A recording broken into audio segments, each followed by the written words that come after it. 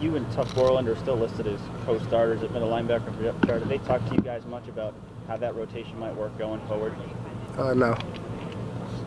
See what happens each week? Yeah, see what happens each week. Did you play 80% of the plays in this game? I mean, just from what you recalled, were you out there? How much were you out there this past week? Well, we went into the game. They still didn't want to give me a full load, so they put Malik in the nickel situations. And then me and Tuff were supposed to split them, basically, split the reps. And, I started off the game playing pretty good. Tuff went in for a series, and then I didn't know that I was going in the next series after that. I thought he was going to stay for a few series, and they told me to go back in. And I just stayed in for the rest of the game on the base. Okay. And from where you're at, you felt great. You were making plays. I mean, you're there at the end, not going to pass away. I mean, I don't know, just your thought on being a part of that at the end of the game and being one of the guys who made a key play, to help you guys keep the lead. No, that play I made, it was key, but ever since I've been out, I've just been so locked in because I've just been wanting to play. But barring the injury, I wasn't quite, at the ability that I could play at. So, the coaches did a good job of holding me off, even though I've been pretty sure agging them to play me. But on that play where I knocked the ball away on the PBU, there was so much going on into that play.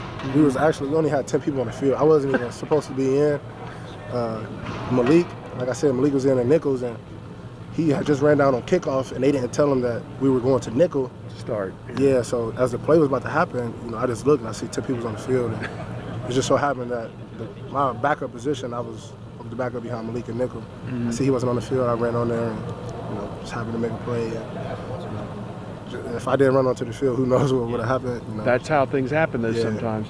For a leader, what did it mean for you to see Fuller making a big tackle for loss? Robert Landers as a young kid, late in that game, made a big tackle for loss. Just these guys are making the biggest plays of their career at the right time. What would that mean, to see those young guys kind of start to make those type of plays? It all starts with the leadership, the culture that we push here.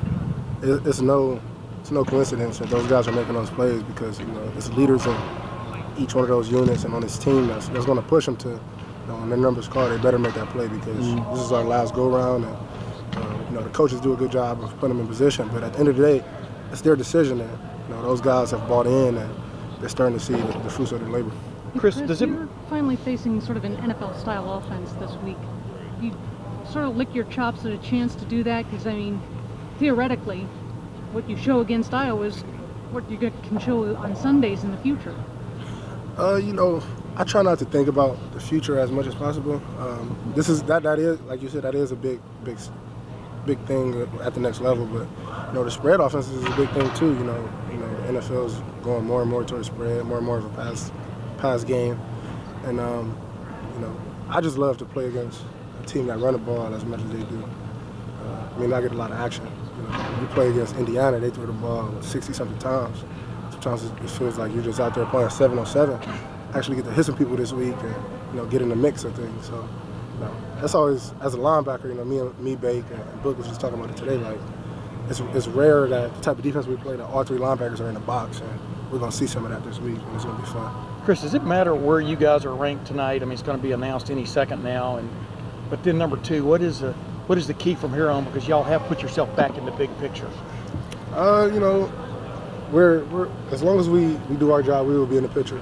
I've been part of the national championship team where we weren't in the picture until basically the last selection day, and so things can change and move. So even though they're doing that today, it's good and all, but at the end of the day, if we win out, whatever happens will happen, and we can't focus on that right now. We got a great team that we have to play in Iowa. If we do our job each week and continue to get better, things will play out on the road. Chris, after the game, you were very vocal about stepping up with some of the special teams members. You said you spoke to them at halftime. Urban said there might be roster moves. Did you guys implement any changes today, and what have you seen from that for this week of practice? We did some extra work after practice. During the special teams meeting today, he made it clear that there's going to have to be some guys that play a lot of football around here on offense and defense that may have to go into the game on special teams. I talked to Coach Davis about it. Told him whatever you need, if it's me, Bake, Book, that has to go in the game.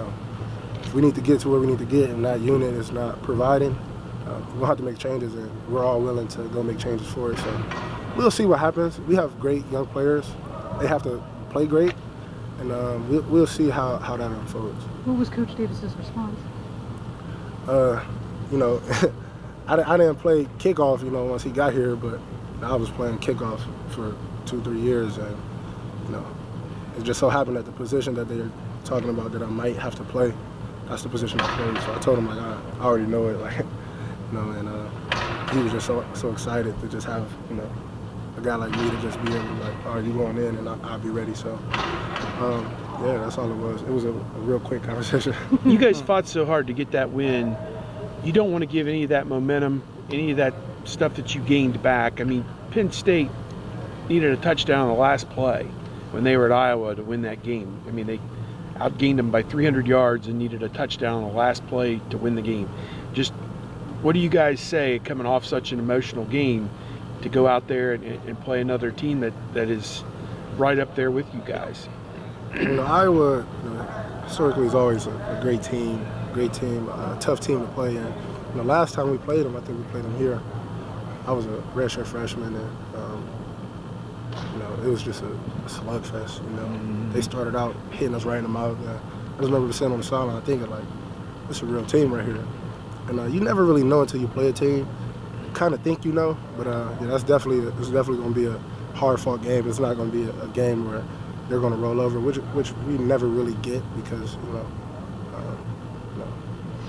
it's our biggest game every time we play a team, and I'm pretty sure they think the same thing. So it's going to be a great, hard-fought game, and we got to be ready to play. Chris, I just saw the Last rankings. question, Chris, Chris. I saw the rankings come out. You guys are 6th right now. Immediate thoughts? It doesn't really mean anything to me right now, honestly. Great. Chris, thank you very much. No problem.